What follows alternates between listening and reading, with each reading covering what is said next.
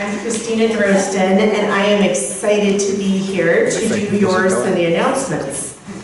And one of the reasons I am so excited to be up here right now is little do you know the details that lay ahead for the online service auction upcoming game day. Have you seen all the amazing items that have been submitted?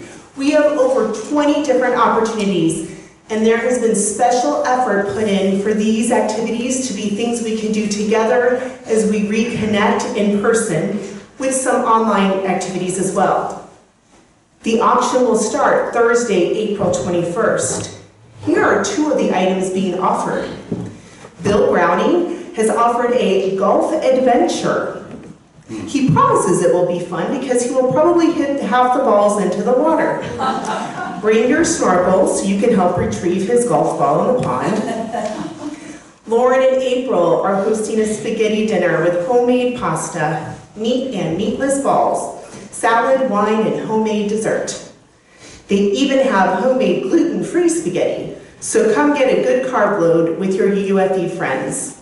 Check out the newsletter and our UUFE website to see more fun options.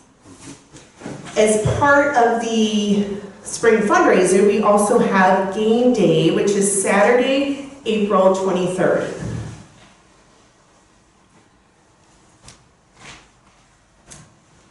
Excuse me. Zoom people, can you hear me okay now? I apologize. All right, sorry. So as part of the online auction this month, we also have game day, Saturday, April 23rd. From 3 to 5 p.m. here at UUFE, we will be hosting in-person intergenerational games. We will play Guess Who, compete in trivia, and play some outdoor yard games as well. A game day party pack is available for purchase online and will most certainly enhance your fun and provide you with food and drink. So you don't want to show up and feel like you're left out or not having as much fun if you don't have that party pack. So definitely consider getting that to help with your fun that day. Later that evening, there is also an online game option from 7 to 9 p.m. We will have more UU friends playing games with us online with Memory, Blink, and You'll Miss It, and we'll also have tons of silly costumes and all sorts of fun, again with the party pack that you can purchase online. But you want to go online to buy the party pack beforehand, woohoo, says Ann Davis. Or after the service in the foyer. After the service in the foyer, you can also get your party pack on. All right. So, on a more serious note, this month in April, our outreach collection is for Ukraine. We are continuing that today. Please refer to our UUFE website for more information about how we are taking our donations and funneling them through a UU group in Hungary to support people who are suffering with the fighting and violence going on in Ukraine and surrounding areas. Here in the building, we have 2 more doors to be painted. I volunteered to paint one of them, but it would sure be a lot more fun if I had another person painting the other one with me. So if you'd like to volunteer, please let Ann Davis know, who is coordinating our work to beautify and gussy up our building this spring. Please join other interested members and friends at a Buildings and Grounds brainstorming session, aka B&G, aka Beer and Guac, April 30th at 2 o'clock here at UUFE. So we're here to have a relaxing conversation and meeting that day to talk through Buildings and Grounds. During the annual meeting, June 5th, members will vote on the slate of nominees for the Endowment Committee, Committee on Congregational Ministry and Nominations, and Leadership Development Committee, as well as the Board of Trustees. If you're curious about working on any of these committees or the board, if you're interested in learning more or participating, please talk with Don Barker or Michelle Drostin, who's here today. Our congregation and this organization is completely volunteer run, so there are all sorts of things that we want to see happen. They will not happen unless we or you step up and we serve. And it's going to be usually in multiple volunteer positions at a time so that we can all live into our mission and vision and make this continue to make this a wonderful congregation. And lastly, the stewardship team wants to thank 71 members and 11 friends who have pledged more than $100,000 in our current pledge drive. However, we are still short in our goal of $143,000. We have not heard from 40 members and more than 30 friends. That's about as many as the number of members who have pledged already. If each one who has not responded yet could please make a pledge of any amount, it would strengthen our reconnection with our beloved fellowship following 2 years of mostly virtual contact. Please reach out to Jane Terraby if you have any questions.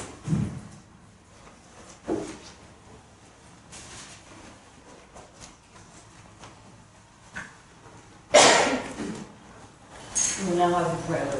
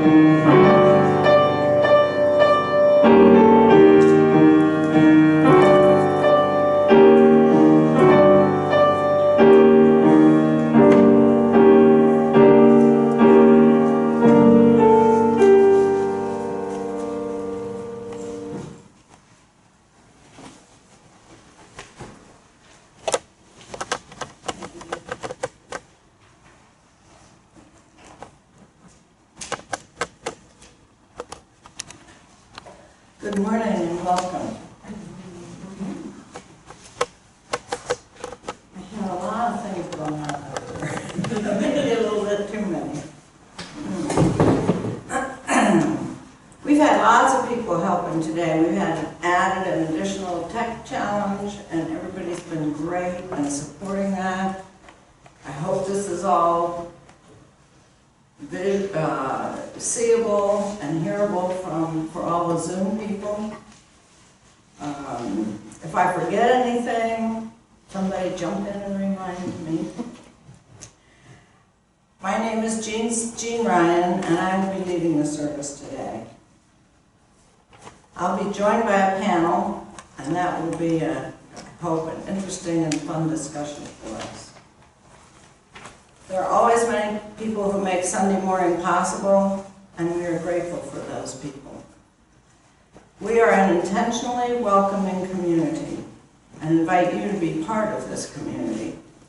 When we make this statement, we are sharing our vision of love and acceptance. We welcome you, your background and beliefs, all racial and ethnic identities, sexual orientation and gender identities, and your theological perspectives. You are welcome and accepted.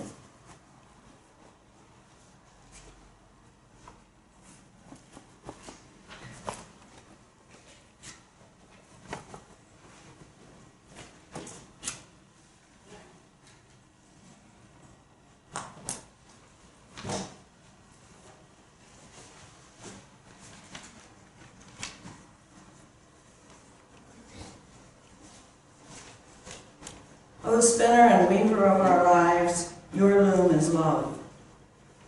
May we who are gathered here be empowered by that love to weave new patterns of truth and justice into the web of life that is strong, everlasting, and beautiful.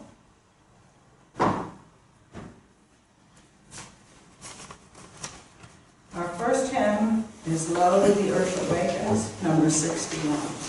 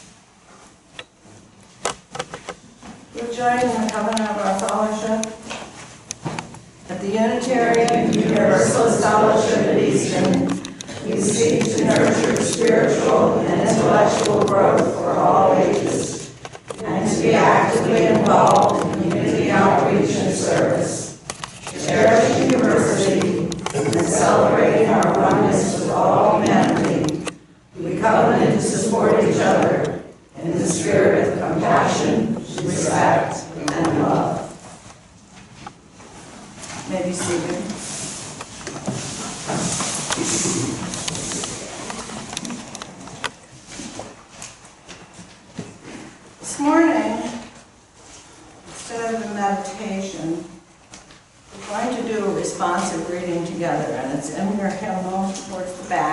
number 726.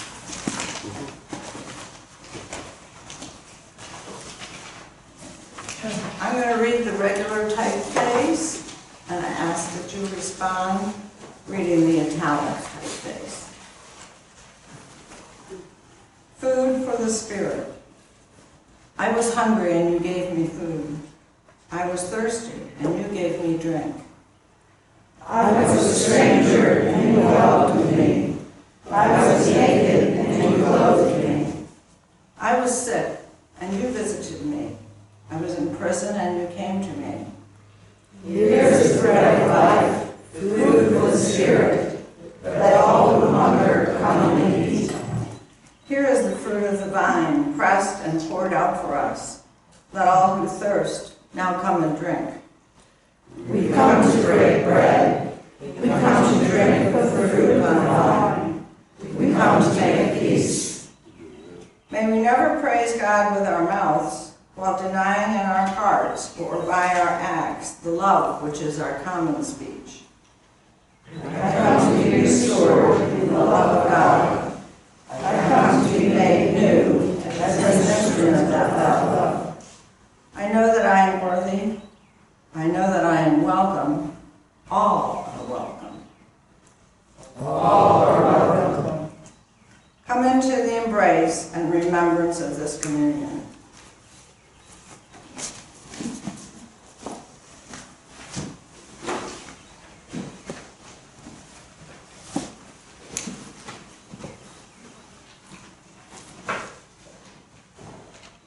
Each week that we're together, we take time to share what is on our heart.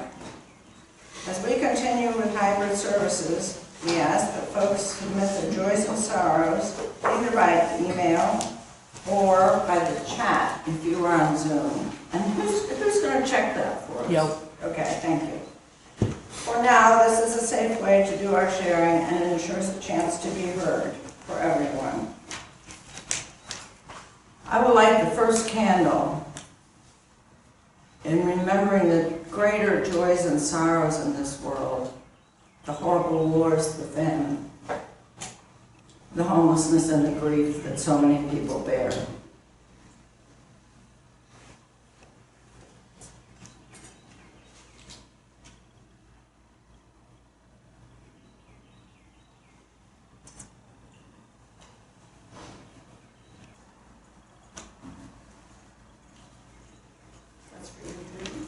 Oh, sorry.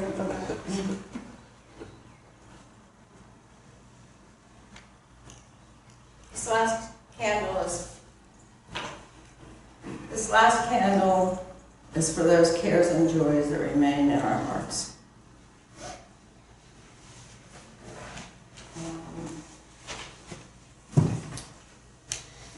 Wait.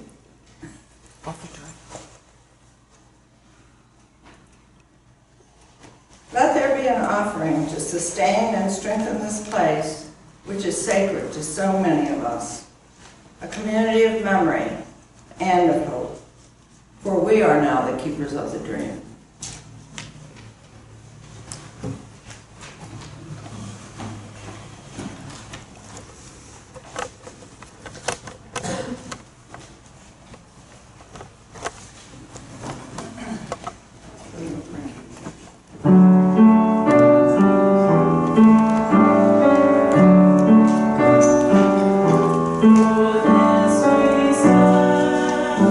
All peoples of the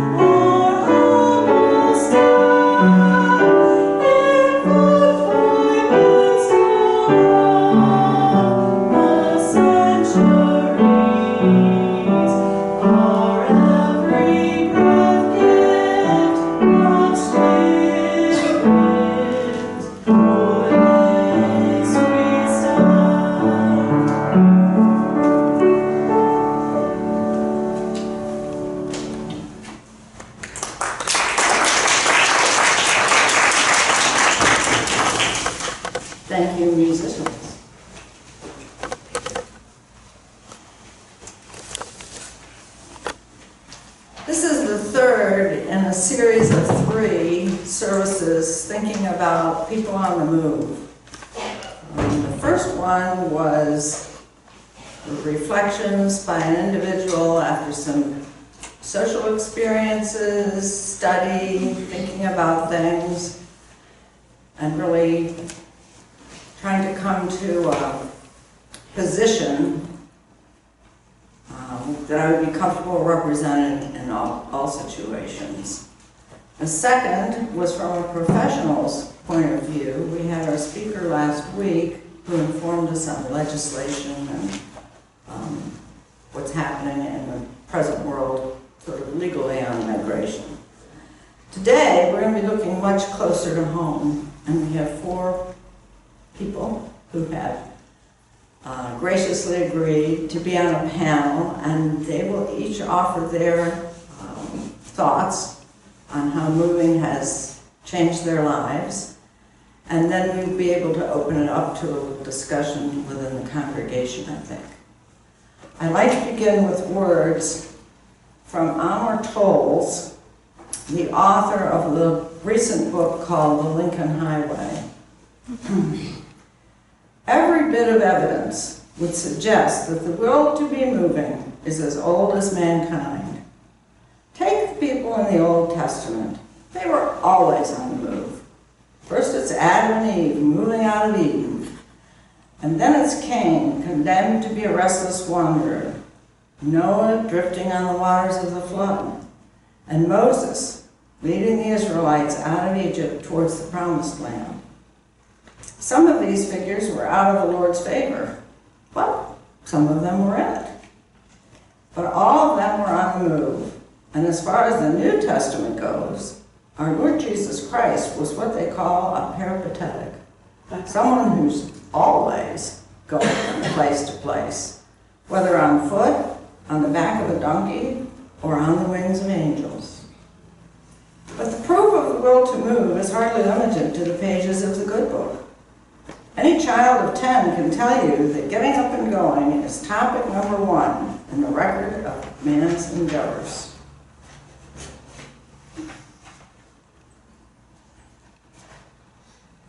Napoleon, heading off on his conquests, or King Arthur, in search of the Holy Grail. Some of the men in the book are figures from history, and some are fancy, but whether real or imagined, almost every one of them is on his way to someplace different in the world than where they started. Okay, would our panelists come up?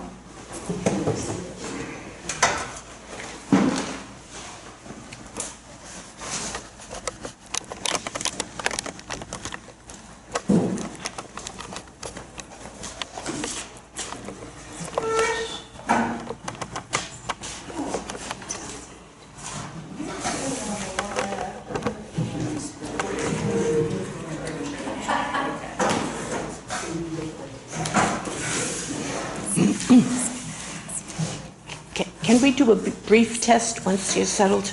Okay. Is this on?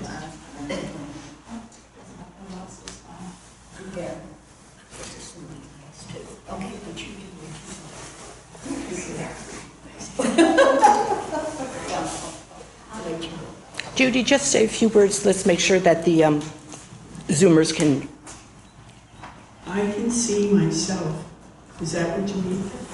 That's fine. I just want you to say some words so Okay. so we can test that. This is Judy Harrald.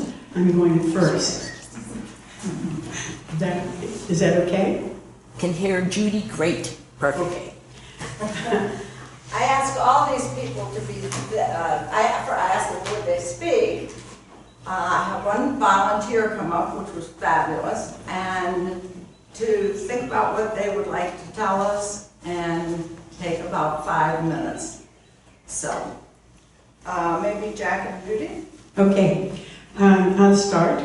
Jack and I have had 13 moves, and 4 of those 13 moves were for under a year. And those very short moves are very disruptive. You don't even unpack. You kind of leave things in boxes for a while.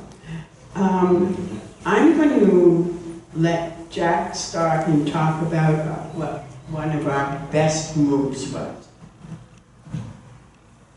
Well, moves are generated or caused by a change in your life, and they result in a change in your life.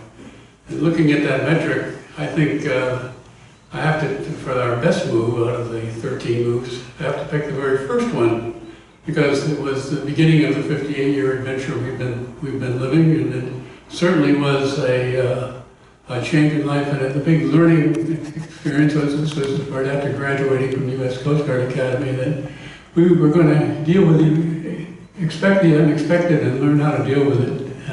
That was the big lesson for that. That move started with the tour clubs.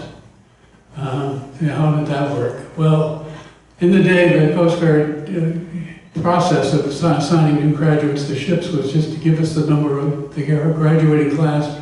Here's the number of jobs, you fill it and figure out your own method to do it. And the method we figured out was cutting cards, and I cut first, and I cut the two of clubs. With that, my dream of a cutter in San Francisco or the Pacific Northwest or any point west went away, and what was on the table was Adak, Alaska, New Bedford, Connecticut, and Norfolk. Well, needless to say, that changed our plans, because Judy and I initially both planned to work on the West Coast and maybe someday get married, but this changed plans totally. First of all, we knew being an unmarried couple in Norfolk wasn't going to work out too well. So in the 3-week period, we got married, packed up all our belongings, drove down from New England to Norfolk, a quick, brief honeymoon in the Shenandoah Valley, and arrived in Norfolk. And there we were walked right into the middle of New Englanders walking into the land of Jim Crow and segregated housing, where the real estate guy pick up the real estate list. You had to make sure we weren't picking up the one that was for rent to color. We were picking up the one for rent to white. And so that was a bit of a change. And also, then we went and attempted to rent an apartment, the landlord always asked to see your wedding certificate. So back in the day, yes. After looking around, we found a brand new four apartment, 1 bedroom, unfurnished 1 bedroom apartments. I told a couple of friends of ours, and the net result were three Coast Guard ensigns and 1 Navy ensign and their wives living in this one little place, a little cubbyhole in Portsmouth, Virginia, Craddock, Virginia. And it was quite as you can imagine, it was a good time and a good move. But looking back, we were so young, so unprepared, and what we did find out is we made a good team in that sort of environment. And it served us well as we moved forward, facing uncertainty each time, and the ability to go with the flow wherever and however we can. What Judy didn't mention is out of those 13 moves, only 2 of which, the last 2, were places that happened at our time and pleasure. All the other 11 were somebody told us we were moving. Okay, I'm going to tell you a little bit about the worst move. We were in Waterford, Connecticut, and Jack was awarded a time to go to school at RPI in northern New York. So we had 3 weeks to move, sell our house, pack our belongings, and get here. And Jack went up and rented a house for us. So on moving day, we arrived. It had been quite warm in Connecticut, so we were in our t-shirts and sandals. We got there, and the house was not rented to us. Our moving van was out front. We were there, and no place to live. Well, our real estate agent felt sorry for us and so lent us his cabin not too far from there until we could find another place to live. So we survived. I mean, it was cold and we weren't ready for that. And we had 2 little kids, 3 and 4, and the camp was not quite suited for rugrats. But it worked out okay. We got an electric fry pan and cooked all our meals and found a wonderful place to live in the end. And lots of stories to tell. Okay. Margaret, do you want us to do more or to finish or not? Yeah. Okay. No, Well, I guess finish. okay. So what turns out, like Jack said, we were a good team. And we began to think of life on the road as just one big adventure after another. And to, as Jack said, to expect the unexpected. Margaret? Margaret is rather new to our congregation. Margaret Meredith. Pardon me. I volunteered to do this because I suspect that I'm the most recent to have moved here. I came to Caroline County October the 25th because my son has a business here. I moved from Western Kentucky, which was quite a different environment. And I decided to tell you about 3 moves that I've made in my life. The first move, I moved with my husband and a little child to a old farmhouse on the property of a Unitarian church in Louisville, Kentucky, called Thomas Jefferson Unitarian. New congregation, a building about this size. I knew absolutely nothing about Unitarian Universalism. We were there because the church needed janitorial services, and we were in our early 20s, absolutely broke. They offered us accommodations in this wonderful house, free, for 20 hours of work. We kept the building like this, spotless, okay? 2.5 years later, we had amassed enough money to buy a house. We moved from that old house with great pain. I would still be living there. We asked the church to sell it to us. They refused. I would still be there. Out in the country, fields, dogs, all kinds of stuff. We bought a house in, I have a throat thing today. Let me get a drink. What, right in front of you?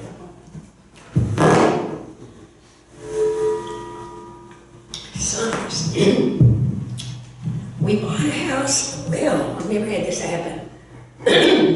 Excuse me. We bought a house in an older neighborhood in Louisville, which gentrified around us because it had a wonderful public school for my little kid to go to.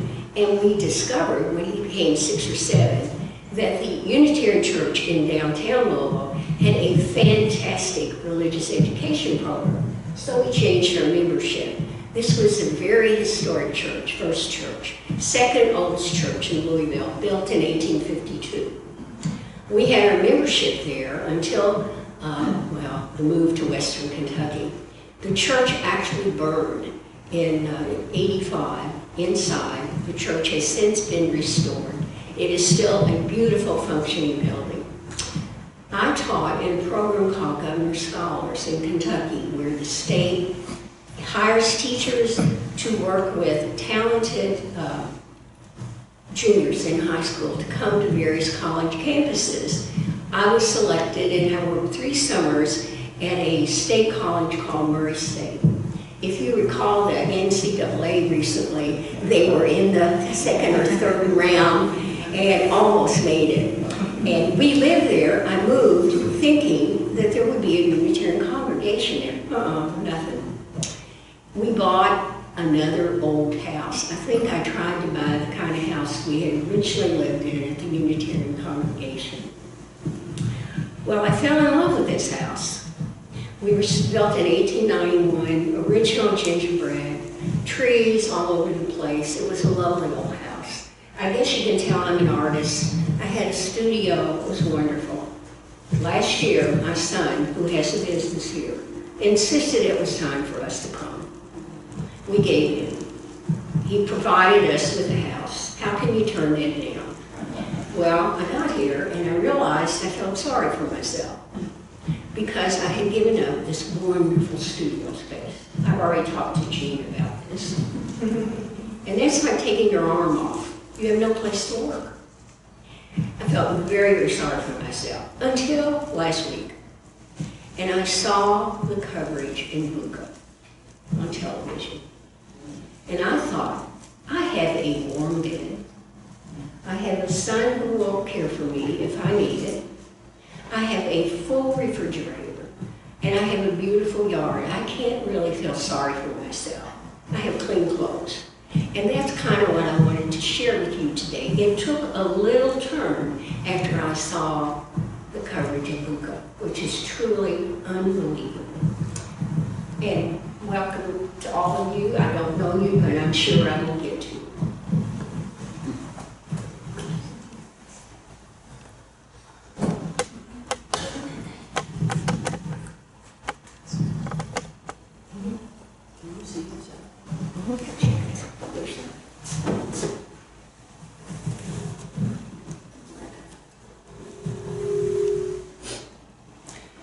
My dad worked for British Airways, so I traveled extensively as a child, and I lived in Australia and Hong Kong. I grew up curious about other countries and cultures. Going to high school in Australia was traumatic for me and clouded my whole perspective of that beautiful country. The school was huge and scary, and I found out later that it was very similar to an American school. When we moved to Hong Kong, I refused to go to school. My brother and I had complete freedom in what was a teenager's paradise. But what a dichotomy. On the one hand, we were the privileged minority doing whatever we wanted. On the other hand, we were living in a very humble fourth-floor apartment, walking around people smoking opium on our doorstep, surrounded by squalor and people who didn't make any attempt to hide when they needed to squat in the gutters. I still have wonderful memories of Hong Kong. I came to this country in 1970 at the invitation of a wealthy American family. My friends didn't want me to come because we thought America was a country in turmoil with a lot of violence and killings. But I knew I wouldn't be here for long. I just came for the adventure. But meeting George Meredith changed all of that.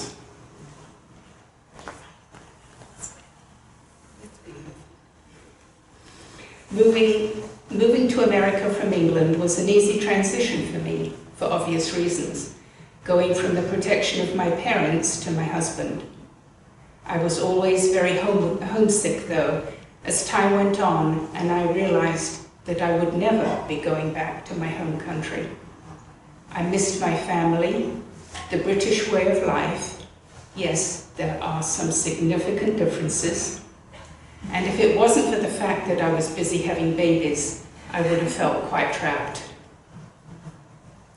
In 1975, George's job took us to the Hualapai Indian Reservation, which borders the south rim of the Grand Canyon. The town, right on Route 66, had about 1,000 people, a post office, a trading post, and 2 gas stations.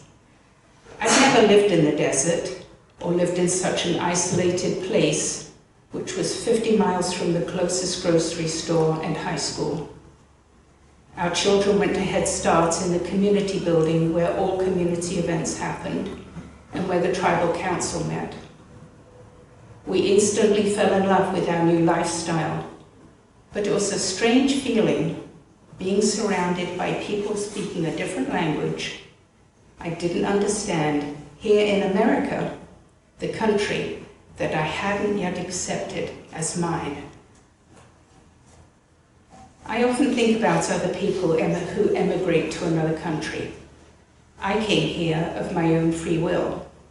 I wasn't running away from a violent regime or an abusive relationship. How difficult it must be for those people who can't go back home anytime as I can. And yet, after my children were grown and independent, I did try going back home to live. I lived with my mum, got a job, and joined the local Unitarian church. But in spite of being back home with my mum and participating in my new life, I felt utterly lost, and I came back here. So I've only experienced small challenges, but it's given me an appreciation for what other people who leave their home must feel. Leaving what's familiar to you and moving a long way from home is not easy.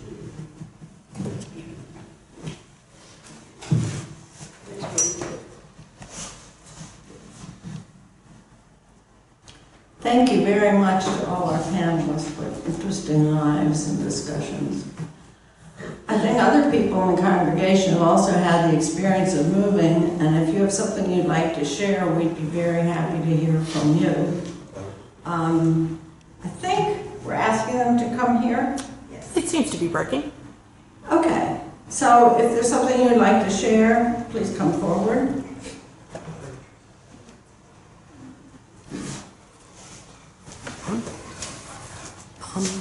This is picking up. But it might be nice. 1 second. Jean, if you would pass the laptop down. So my story is a little different. They say you, some author, novelist, said you can't come home again.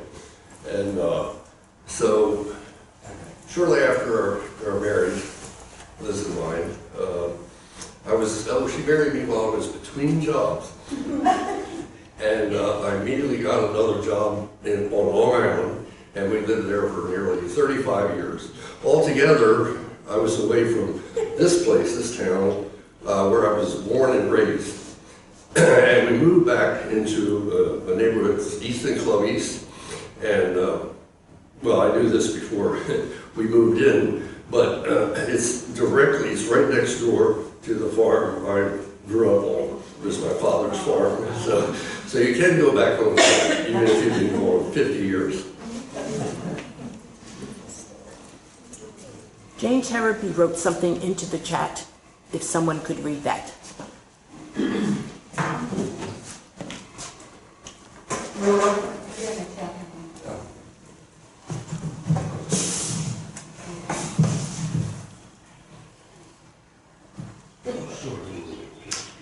Jean shared that I've had 7 moves in my life, excluding college. I grew up in one home throughout my childhood and adolescence. I thought moving from New Jersey to Maryland was a big deal.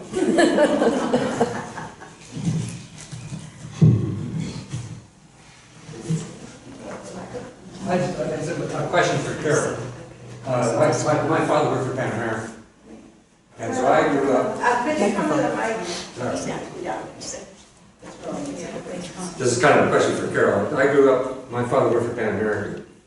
So I moved all over the place when I was growing up. My question for you, we kept on moving. I moved to Colorado, we moved to Hawaii with no money in hand, and I can go on and on and on and on and on. But your experience growing up, moving around all, did that affect how you approached moving after that? You know what I mean? No.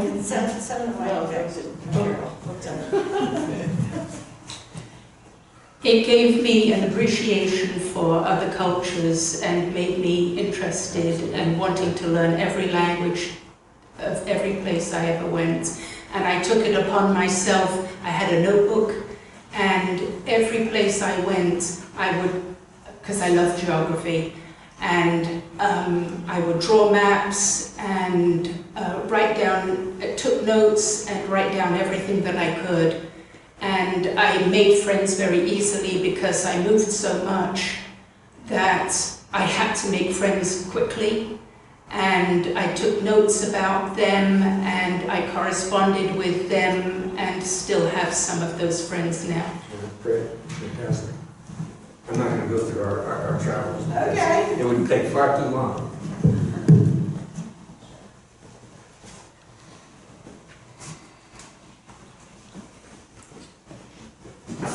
This actually isn't my story. It's my grandfather's story. I'm a second generation American. My grandfather was born in Sund, Norway. It's a small fishing village in just south of Oslo. And when he was not quite 8, his entire family came over by boat from Norway, and they came in the port of Boston, and they had to go through customs.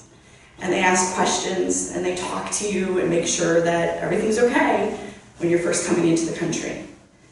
And my grandfather wouldn't speak, and they were actually on the verge of being sent back to Norway when my Aunt England pinched him, and he yelled, "Ow!" and they were allowed in.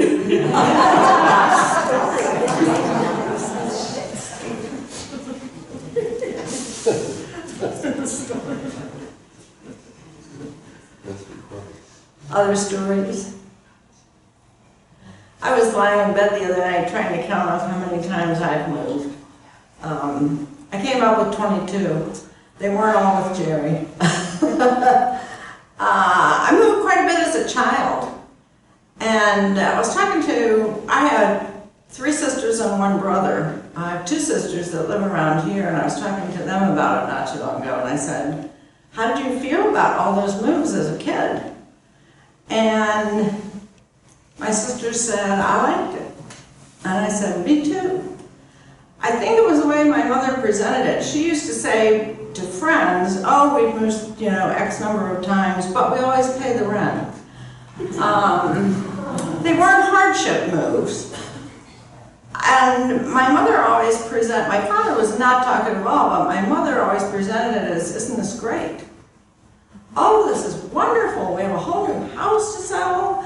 Your father's got a nice job. We're going to love this community, blah, blah, blah." I went to 3 high schools. I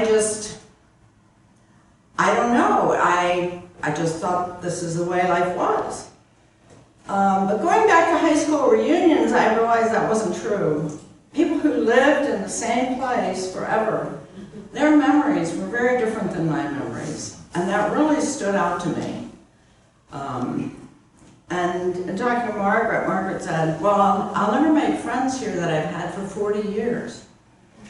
I said, "That's true." And it's hard. I can see that. And I can see that some things are lost. But I also see that some things are gained.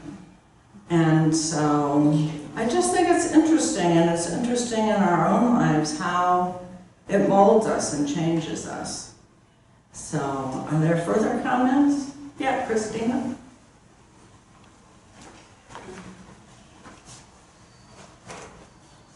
Mostly just because my wife's here today, my spouse Michelle, I would like to go ahead and share what has been the best move of my life. And it was a move that only lasted 6 months. So it all was about the burnt tortillas. So I was living in Atlanta. I was teaching for a year, trying to find scholarship money to attend grad school, trying to avoid all the student loans. And I was excited because I was 25 in the big city. I'd grown up in the Midwest. So there I was in Atlanta working part-time at a gift shop. And the friend who owned the gift shop said, "You know, this friend of mine," it was Michelle, is moving out of town, and she has the best studio apartment, and it's like 2 blocks from campus where you're going to be a student next year, and it's this garage apartment, it's cheap, and you're going to love it, and you need to go check out the apartment. And there's a party in 2 weeks. It was Michelle's going away party. And you should come meet a bunch of friends because you're new to town and I want you to make more friends. So I said, all right, let me go check out this apartment. So I went into this great apartment, and Michelle, who greeted me at the door, said, yeah, come on up, I'll show it to you. And we're walking around. I said, where are you moving? And she said, the Outer Banks. I'm like, what is that? Where is that? Because I was from Kansas City. And as soon as she said it's 11 hours away, I said, oh, okay, well, you seem like a cool person, but you're moving 11 hours away. So she keeps showing me the apartment, and then we're like, is there something burning? And she said, oh my gosh, I forgot I had tortillas on the stove. They're burning. I've never done that before. That tells you something. So I'm like, all right, this is a great apartment. So I broke my lease early, which I'd never done before, so I could move into this studio apartment. And I then broke that lease early later. And then I went to this party a week later. It turned out it was Michelle's going away party, which my friend hadn't mentioned. And then Michelle and I spent the evening talking together, and clearly stayed in close touch after she moved and visited each other a lot.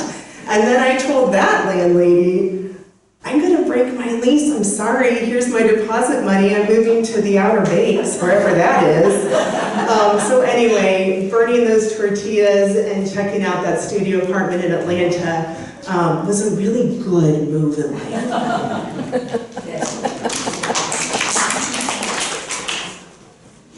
Thanks to all who shared. Is this on? Yep, okay. Our closing hymn is in the teal hymnal, and it's number 1064, Blue Boat Home. Thank you.